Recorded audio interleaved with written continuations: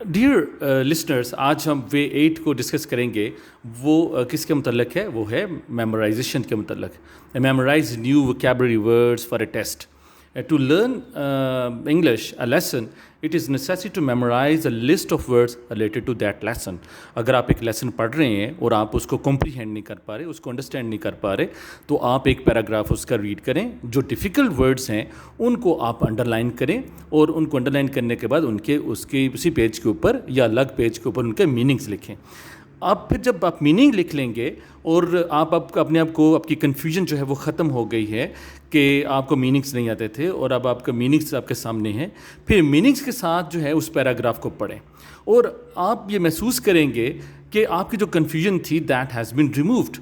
اور اس میں آپ جو ہے جب آپ نے ورڈز انڈر لائن کیے، وہ آپ کی ویکیبلری، آپ کے ورڈ بینک کے اندر جو ہے وہ اضافہ ہوتا چلا جائے گا. کیونکہ for a long time you can not retain a lot of information in your mind. کہ اگر آپ نے ایک ورڈ کا میننگ دیکھا اور اسے انڈر لائن نہیں کیا اور اس کو ورڈ کا میننگ کو نہیں لکھا، تو پھر آپ نیکسٹ پیراگراف پہ چلے گئے، آپ کے مائنڈ سے پیچھے والا جو ورڈ تھا جو آپ نے یاد کیا تھا وہ ریموو ہو جائے گا. تو اس کے لیے بیٹر سلوشن کیا ہے کہ آپ اپنے الگ پیج کے اوپر یا اسی لیسن کے پیراگراف کے جو ورڈ جو آپ کو ڈیفیکلٹ لگ رہے ہیں ورڈز، ان کو انڈر لائن کریں اور ان کے میننگز جو ہے آپ پہلے لکھ لیں، اور پھر آپ دیکھیے گا کہ کس طرح سے آپ کی ریڈنگ اسکل جو ہے اور آپ کی کمپریہنشن اسکل کس طرح امپروو ہو رہی ہے.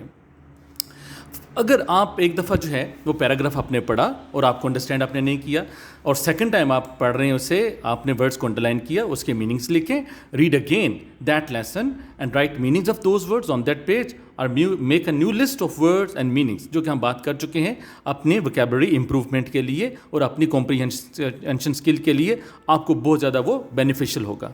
Prepare and take your self in the testing process. Testing process کیا ہے کہ آپ ان ورڈز کو میمورائز کریں، ان کے میننگس کو میمورائز کریں، اور پھر ایک پیج کے اوپر آپ 3 ورڈز لکھیں، 5 ورڈز لکھیں، 10 ورڈز لکھیں، اور ان کے میننگس جو ہیں وہ آپ اپنی طرف سے ایک ٹیسٹ کے طور پہ اپنے آپ کو آپ ٹیسٹنگ پروسیس سے گزارتے ہیں ان کے میننگس لکھیں. یا پھر آپ 2 کالم بنائیں، ایک طرف جو ہے یا آپ کسی دوست سے آپ کالم وہ بنوائیں، ایک کالم کے اندر ورڈز لکھیں، اور بی کالم کے اندر آپ ڈفرینٹ پلیسز کے اوپر آپ جو ہے وہ میننگز لکھیں، اور وہ آپ کے سامنے وہ پیج آئے اور آپ اسے لائن لگائیں کہ کس ورڈ کا کون سا میننگ ہے، اور پھر آپ اپنی میمورائزیشن کو ٹیسٹ کریں کہ آپ نے کتنے ورڈز ووکیبلری کے جو ہیں وہ سیکھے ہیں.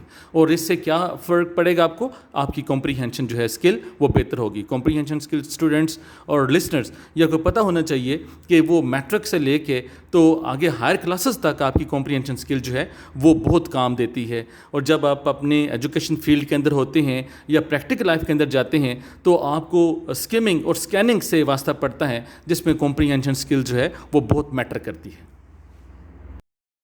اپنی انگلش کمیونیکیشن اسکلز کو بہتر سے بہتر کرنے کے لیے اور ود ان شارٹ ٹائم بہتر کرنے کے لیے اس چینل کو سبسکرائب کریں اور بیل آئیکن کا بٹن پریس کریں. اگر آپ کو یہ ویڈیو پسند آئی ہے اور آپ کے ذہن میں کچھ سوالات ہوں، تو آپ اس کو لائک کرنے کے ساتھ ساتھ سوال جو ہیں وہ سوال کی صورت میں کمنٹ بھی کر سکتے ہیں. اگر آپ کے ذہن میں کوئی ٹینشن ہو، کوئی کویشچن ہو، کوئی کوئری ہو، اور نیچے دی گئی ای میل پر ہمیں میل بھی کر سکتے ہیں. Thank you.